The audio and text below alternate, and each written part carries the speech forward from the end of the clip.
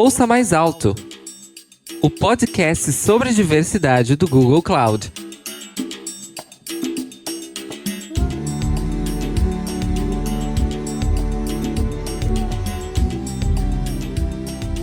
Olá, sejam muito bem-vindas, bem-vindos e bem-vindos a mais um episódio do Ouça Mais Alto, o podcast de diversidade do Google Cloud. Meu nome é Melina Lopes e hoje estamos recebendo um conjunto de convidados muito especiais para falarmos de grupos de afinidade, ou ERGs, como chamamos elas no Google, que são as Employee Resource Groups. Temos o Eduardo Pierre, primeiramente. O Edu atualmente é gerente de operações no YouTube e co-líder do grupo LGBTQIAP+, do Google São Paulo. Edu, tudo bem? Olá, Milu, tudo bom? Obrigado pelo convite, eu super feliz de estar aqui. Obrigada a você, Edu.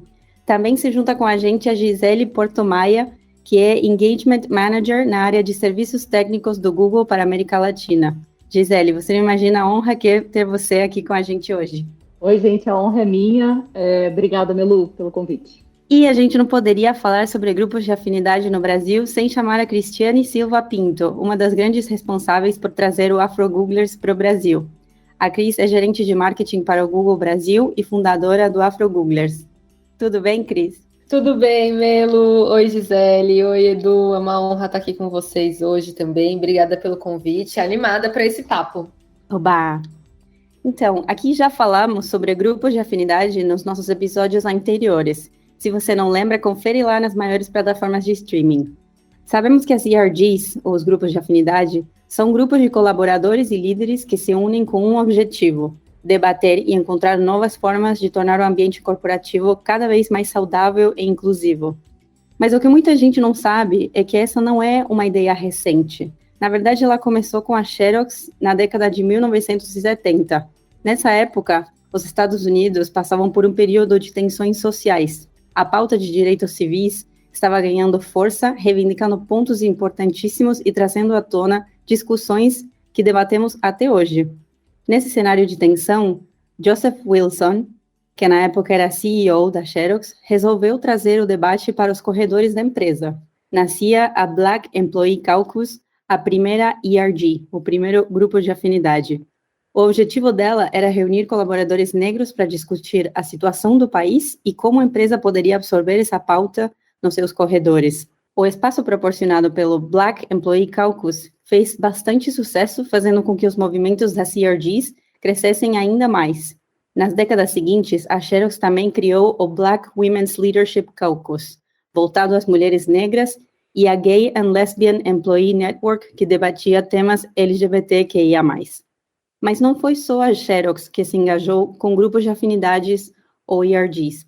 Outras empresas, como a AT&T, também embarcaram na ideia e fundaram seus grupos. Um estudo realizado pela consultoria Mercer revelou que os grupos de afinidade não se limitaram apenas aos Estados Unidos.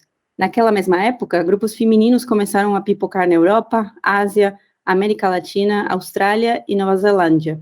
As ERGs se tornaram uma tendência quase imparável. O que nos leva aos dias de hoje. Atualmente, o Google possui 15 ERGs globais, cada uma com ramificações regionais para melhor se encaixar nas necessidades de cada parte do mundo. Vamos conhecer melhor cada uma delas? Vamos começar com você, Cris. Em 2014, no comecinho da sua jornada com o Google, você tomou a iniciativa de trazer o Afro-Googlers para o Brasil. Compartilha com a gente como foi essa experiência de fundar um grupo de afinidade. Melu, foi muito interessante, assim, o momento de fundação do Afro-Googlers, porque eu tinha acabado de ser também efetivada, né, de estagiária em funcionária mesmo dentro do Google aqui no Brasil. Então, eu nunca realmente tinha tido a oportunidade de liderar mesmo nada. Já tinha participado de muitas atividades extracurriculares, assim, mas de ser a líder, como aconteceu no Afro-Googlers, inclusive com pessoas dentro do comitê que tinham, às vezes, 20 anos de experiência, né, de trabalho, então precisou de bastante coragem, mas naquele momento eu era uma das únicas funcionárias negras, né, no escritório aqui em São Paulo, em mais de 300 funcionários, e tinha essa urgência também em começar a se discutir inclusão racial, né, na época. Inclusive, o maior foco era em mostrar que existia racismo, mostrar que tinha alguma coisa errada no escritório em São Paulo, né, você está muito longe dos 56% negros que deveriam ser proporcionais à nossa população brasileira. Então, ninguém tinha parado ainda para apontar isso, né, para colocar esse dedo na ferida e falar assim, gente, temos um problema, né? Então, exigiu bastante coragem, assim, nesse momento, de colocar a cara mesmo e de ter ali alguns aliados que compraram essa briga, entre aspas, comigo, de também verem essa urgência, também entenderem que a gente precisava começar a fazer algo, precisava começar a falar, e que me apoiaram muito nesse momento da fundação aí do Afro-Googlers, que foi em 2014. E hoje em dia, né, o mercado tem se posicionado mais em relação aos temas de antirracismo, de equidade racial, mas se a gente já está atrasado hoje, em 2021, imagina como era, então, em 2014, na época da fundação do Afro-Googlers, né? Aqui no Brasil, não tinha ainda muitas empresas falando sobre esse tema, como acontece hoje. A gente era um dos únicos. Então, realmente, não tinha nem muita referência do que fazer. Acabava sendo mais o comitê lá nos Estados Unidos, como você mesma trouxe aí, né, no histórico, sobre os grupos de afinidade. Tudo começou lá, e lá já existia um grupo de afinidade de Googlers negros, que é o Black Googler Network, e de fato eles foram fundamentais em trazer o trabalho para cá, né? Eles não só apoiaram, como compartilharam muito da experiência que eles tinham com a gente aqui, para que a gente também pudesse evoluir. Então, nesse momento da fundação, a gente trouxe muito dessa expertise de que já estava sendo construída nos Estados Unidos, principalmente, quando se fala, né, em diversidade no mercado de trabalho. E aí, apoiado nisso, a gente entendeu também quais eram nossas necessidades locais, específicas, né? Então, quando a gente fala de população negra no Brasil, a gente está falando da maioria da população, o que é diferente dos Estados Unidos, né? Lá existe um gap, existe um número que precisa também, uma proporção que eles precisam alcançar para serem representativos em relação à proporção de negros na população ali norte-americana, mas eles não são a maioria, né? Negros nos Estados Unidos não são a maioria, o que é diferente do Brasil. Além disso, aqui a gente tem, por exemplo, a variável de saber falar inglês para ser contratado numa grande empresa. Eles não têm essa questão. Então, enfim, alguns exemplos de como a gente tem necessidades diferentes, né? Distribuição de classe social, enfim, moradia, acesso à educação, tudo aqui é bem diferente. Então, também entender quais eram os pilares que faziam sentido para a nossa atuação aqui no Brasil, tanto internamente, pensando na necessidade de Googlers negros e de atrair mais profissionais negros, quanto externamente, pensando em como a gente poderia contribuir para a sociedade brasileira, para a comunidade negra no Brasil, né, pensando em construir pontes mesmo com o que o Google pode oferecer e como é que a gente pode aprender e contribuir com a comunidade negra aqui no Brasil. E Cris, você mencionou algo super importante, que foi que você começou o grupo de afinidade com alguns aliados e pessoas que te apoiaram. Qual foi a importância dessas pessoas que foram aliadas neste processo? Ótima pergunta, Melo. Realmente, dado que eu era a única pessoa negra, né, no momento da fundação do comitê, se não fosse ali essas outras 3, 4 pessoas aliadas que apoiaram de verdade, esse movimento não teria começado, né? E o que é apoiar de verdade, então, né? O que é ser um aliado melhor? Não vou nem falar um bom aliado, porque acho que talvez o trabalho a gente nunca termine, né? São tantas questões enraizadas, tantos preconceitos, estereótipos e tudo mais, mas ainda assim acho que a gente pode sempre tentar ser o melhor aliado, assim como eu, mulher negra, cis, também estou sempre procurando ser uma melhor aliada para outros grupos, né, os quais eu não faço parte. Então, nesse momento, assim, eu citei, por exemplo, que para mim era uma insegurança o fato de que eu era super júnior, né? Eu tinha acabado de me formar na universidade, eu tinha acabado de ser efetivada, então outras pessoas que eram sêniores ali e que apoiaram o Afro-Googlers no começo, me ajudaram com como falar, como a gente vai conseguir uma reunião com o presidente, como é que a gente vai escalar isso, dar visibilidade para o que você está fazendo para alguém mais sênior, para a liderança. Então, a pessoa da experiência dela, da vivência dela, ela entendia como apoiar aquele movimento que estava acontecendo e realmente se comprometia, não só da boca para fora, mas não, eu não sou racista, né? Não, mas eu tenho até amigos que são negros, né? Não, é justamente de você dedicar o seu tempo e a sua energia. Então, nesse momento que ele falou assim, não, mas eu tô com você, não precisa ter medo, vamos lá, essa pessoa começou a tirar tempo da agenda dela, do dia dela, para se educar mais sobre o tema, a marcar essa reunião, a ajudar a montar algum discurso junto comigo, a chamar pessoas para os nossos eventos, né, a redigir o e-mail que vai ser enviado, é apoiar ali, estando junto mesmo, né, no dia a dia, botando a mão na massa, porque senão, mais uma vez, e isso é importante a gente falar aqui, já desde o começo, né, do programa, é que a grande questão dos grupos de afinidade também é o quanto os próprios grupos que são subrepresentados também acabam carregando a maior parte do fardo de mudar essa realidade dentro das empresas, né? Então, os grupos de afinidade são um lugar de acolhimento, de comunidade, mas dali surgem várias ações e muitas que beneficiam a empresa, a cultura da empresa, que se tornam até institucionais no futuro. Só que muitas vezes esse trabalho ainda está de uma forma mais distribuída, né? Então acaba ficando com quem mais precisa ali do apoio, acaba levando essa dupla jornada e ainda às vezes sofrendo, né, sendo prejudicado na sua carreira, sofrendo retaliação por esse tipo de envolvimento extracurricular, digamos assim. Então, enfim, foi muito importante quando a gente fala de aliado, não é só também que já é muito, né, estudar, aprender mais sobre o tema, aprender a evitar coisas que você fazia que não cabem mais, né, vocabulário que não cabe mais, por exemplo.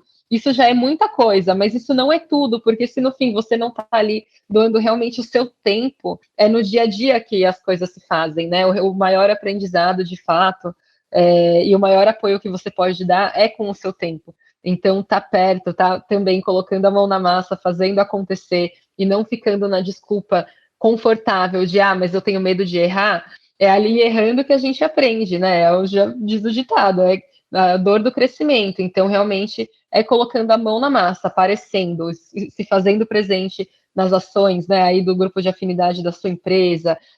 Posso falar muito também da relação entre os grupos de afinidade, como eu estou aqui com os meus amigos do Edu e com a Gi, ser aliados entre as comunidades, né, de uma forma interseccional. Então, a gente tem o mês da diversidade, por exemplo, que a gente fundou de uma forma coletiva, conversando entre os líderes dos grupos de afinidade, falando, queremos estar mais unidos, né? Queremos trocar mais, queremos aprender mais um com o outro, queremos acolher melhor quem é da nossa comunidade, que também faz intersecção com a sua. Então, a gente já, né, faz momentos com mulheres negras, e trabalha junto com o grupo de mulheres aqui do Google. Tem momentos que a gente faz ações em conjunto com o grupo de afinidade LGBTQIA+, aqui para o mês do orgulho, ou a gente faz tudo misturado no mês da consciência negra e fala de tudo, e fala de privilégio de uma forma interseccional. Então, tem muitas formas de ser aliado, mas começando doando o seu tempo e a sua energia já é um bom jeito de resumir, para não ficar aqui uma hora falando. Muito obrigada, Cris. Eu fico pensando no que você falou sobre os aliados e o que a gente já conversou com a Flávia Garcia em episódios anteriores, de quanto é importante a gente se envolver e colocar a mão na massa, como você mencionou, e quanto que é importante quando a gente não pertence a esse grupo que a gente está tentando doar o nosso tempo, quanto é importante a gente seguir a pauta do que o grupo está determinando e a gente ir atrás do que esse grupo determinou previamente, porque não tem ninguém melhor do que esse grupo para definir quais são as maiores demandas e prioridades. Agora vamos falar um pouco com a Gisele. Gi, você é uma das cabeças do Women at Google no Brasil, que é uma das ERGs mais antigas do Google e que junta pessoas de todo o mundo. Afinal, é um grupo de afinidade que atende um grupo que representa a metade da população mundial, né? Nós mulheres. Como você vem sentindo que a estratégia do Women vem evoluindo nos últimos anos? Oi, Melu. A gente, pegando um pouco de gancho do que a Cris comentou, um dos pontos principais em relação à evolução, não só da estratégia, mas também das discussões que a gente tem tido, em relação a toda a discussão e como a gente traz essa metodologia, por assim dizer, da interseccionalidade para a pauta, que é a pauta do Women, né, de mulheres. Então, como a gente consegue, durante muitos anos, ela, obviamente, né, como você mencionou, é uma das ERGs mais antigas do Google e no Brasil também, e a gente tem um desafio muito grande, que é um desafio de olhar para um corte, que é um corte de gênero, mas ao mesmo tempo sabendo que o experimentar e vivenciar ser mulher ele é muito diferente de acordo com o ponto onde cada uma de nós está. Então, quando a gente faz essa avaliação, traz para a discussão, que é a discussão desse ser mulher e das pautas que são as pautas interessantes para a gente, que sejam discutidas, né? A gente traz esse conceito da interseccionalidade, a gente começa a discutir sob a luz de que essa opressão, que é uma opressão de gênero, ela se comporta de maneira muito diferente de acordo com outros fatores que se envolvem e impactam de maneira muito diferente cada uma de nós mulheres. Então, a gente fala de racismo, mas a gente fala de lesbofobia, de transgeneridade, a gente fala de classicismo. Então, não basta a gente falar somente do patriarcado, digamos assim, né, de como nós, mulheres, somos colocadas em uma estrutura na sociedade, mas também ter essa discussão, evoluir como um grupo no Google, não só no Brasil, mas no mundo todo, sob essa ótica que é a ótica da interseccionalidade. Perfeito, Gi. E já pensando justamente em que o Women at Google atende um monte de pessoas diferentes, e de diferentes grupos, de diferentes intersecções também, como que o Women at Google determina quais são as suas prioridades? A gente, Melu, apesar de ser uma ONG global, né, a gente tem bastante autonomia para discutir as pautas num nível muito regional. Então, a gente traz toda essa discussão para o contexto que é o contexto de Brasil, né?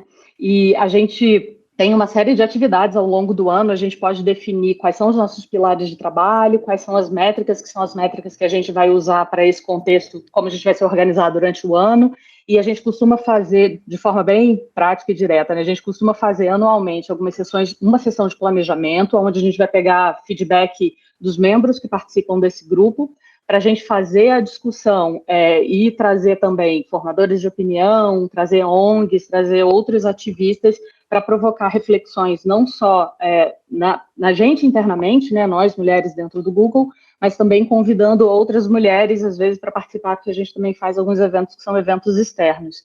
Então, o nosso objetivo principal é esse de construir e aprender juntas para a gente cada vez mais ter diálogos mais inclusivos e mais transformadores.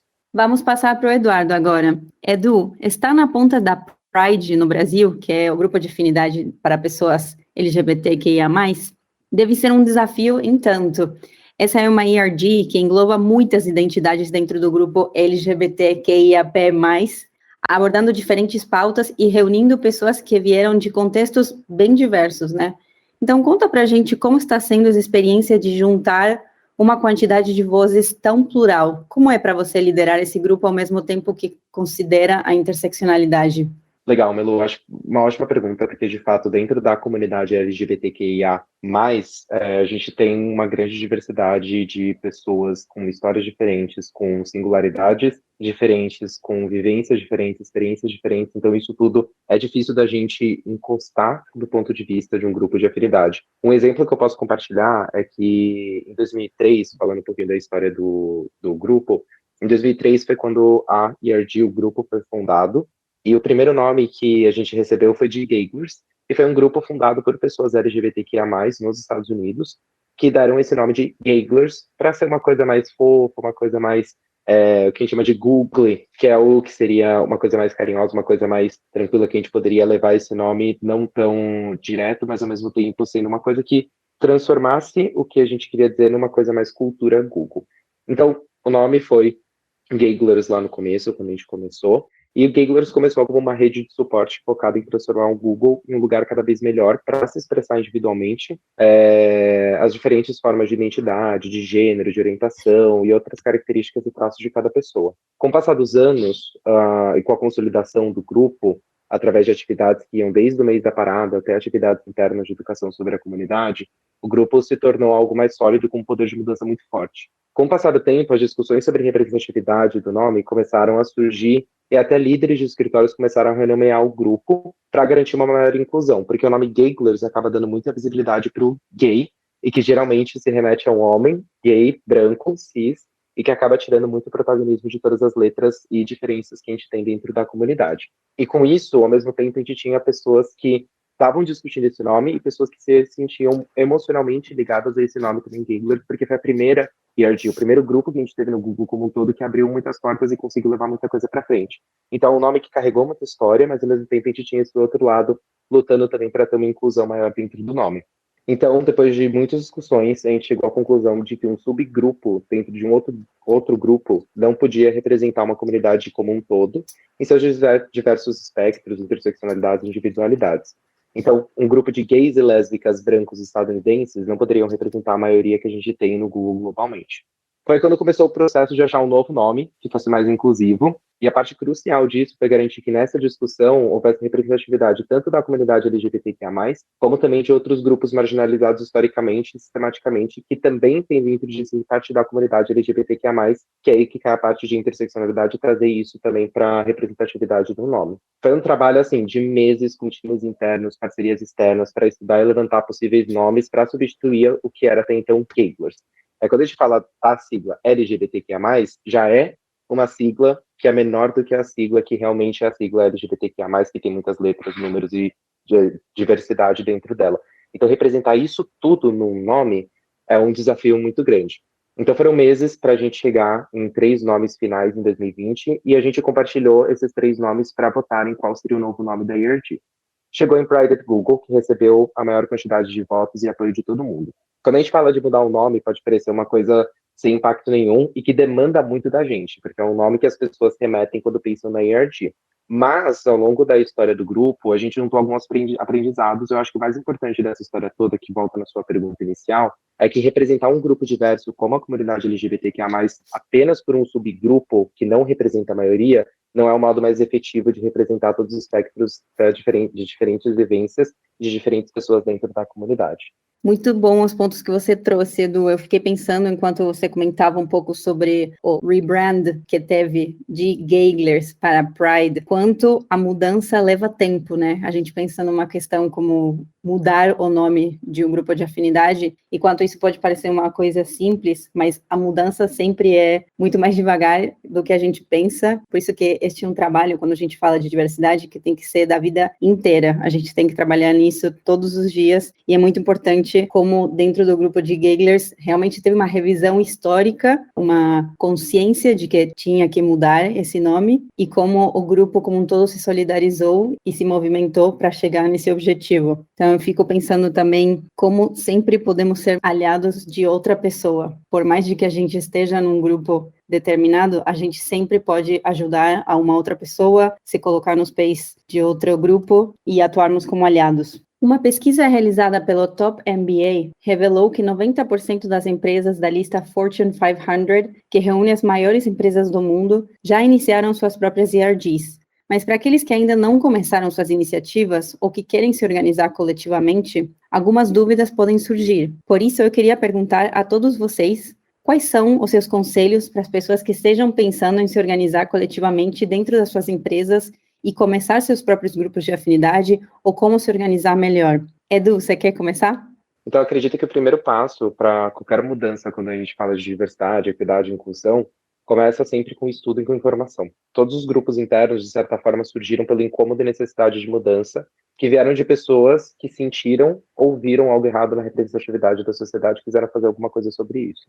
Quanto mais eu estudo, me informo, ouço com empatia os problemas estruturais que existem, mais minha visão e minha mente começam a enxergar o que move essas engrenagens e de onde vem esse impacto histórico em grupos minorizados. No momento em que eu vejo o problema, eu não consigo desver esse problema. E eu só consigo enxergar quando eu procuro saber qual é de fato esse problema. Então, ao enxergar tudo isso, eu não consigo mais voltar atrás e fingir que o problema não existe. Toda sala que eu entro, eu vou enxergar a falta de diversidade que existe estruturalmente, todos os painéis de eventos, eu vou notar que grupo que é a maioria ali naquele painel. Não é algo que eu consigo deixar de notar, depois de entender de onde vem esse problema. Isso gera um incômodo na gente. E com esse incômodo vem a vontade de querer mudar e de fazer algo diferente. E com isso as coisas se desenrolam para tentar levar essa visão para outras pessoas e conseguir pessoas aliadas que possam ajudar nessa luta, utilizando privilégios que grupos que não tiveram esse acesso não tiveram ao longo dos anos. Um exemplo mais prático disso seria engajar a liderança, desde a gerência até a presidência, em atividades da comunidade e trazê-la mais para a discussão. Foi até um exemplo que a Cris trouxe de como engajar essa liderança e engajar aliados e aliadas dentro da liderança que podem levar essa visibilidade para grupos que não têm esse acesso. Então, em resumo, eu acredito que 2 conselhos principais que eu daria aqui seria, primeiro, a educação, que leva esse incômodo para mudar alguma coisa, e também as pontes com pessoas aliadas que podem utilizar dos seus privilégios de acesso para levar essa discussão ao lugar que nós, como grupos minorizados, não temos acesso ainda. Espetacular, Edu, muito obrigada. Gi, quais conselhos você tem? Além dos conselhos que o Edu já mencionou, que são todos perfeitos, eu adicionaria usar o máximo possível que você conseguir, né, de dados para começar as discussões, que são as discussões entre o seu grupo, e você ouvir as pessoas que fazem parte, essas pessoas que estão fazendo parte do grupo com afinidade, seja elas porque se identificam como seu grupo ou como aliadas, mas escutar essas pessoas para definir essa pauta, que vai ser a sua pauta, e definir objetivos, principalmente definir objetivos, para que não vire um grupo que é um grupo que acaba somente discutindo teorias e discutindo cenários, que são cenários, às vezes, muito que existem na vida real, mas a gente não passa efetivamente para uma ação. Então, é muito importante que as discussões aconteçam num nível teórico, mas que, dentro da possibilidade de cada grupo, que vocês consigam pensar em estruturar ações também de como levar essas discussões para o mundo real e ajudar na transformação que a gente precisa. E para fechar, Cris, quais são suas considerações finais? Primeiro que eu assino embaixo, né, de tudo que o Edu e a Gisele trouxeram.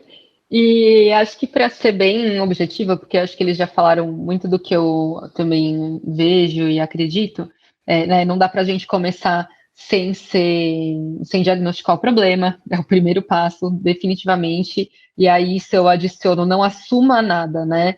Porque nossas comunidades são muito plurais, tanto a comunidade LGBTQIA+, como o Edu trouxe, a questão das mulheres também, entre a comunidade negra também são diversas visões, diversas experiências, isso vai acontecer entre qualquer grupo de afinidade, né? Então a gente tem muitas experiências em comum, mas a gente também tem as nossas individualidades, as nossas diferenças, então não assumir nada, né, e diagnosticar sempre para entender por onde ir, e ser muito estratégico. A Gi trouxe isso, né, na fala dela, sobre como se comunicar, por exemplo, como aterrissar, né, para o mundo real depois as ações, e eu acho que isso trouxe muito sucesso, assim, na história do Afro-Googler, sabe? A gente sempre foi muito estratégico e muito focado, assim, sempre tentou priorizar ao máximo qual era o nosso foco daquele momento, porque a nossa comunidade tem muitas demandas, todas importantíssimas, todas urgentíssimas,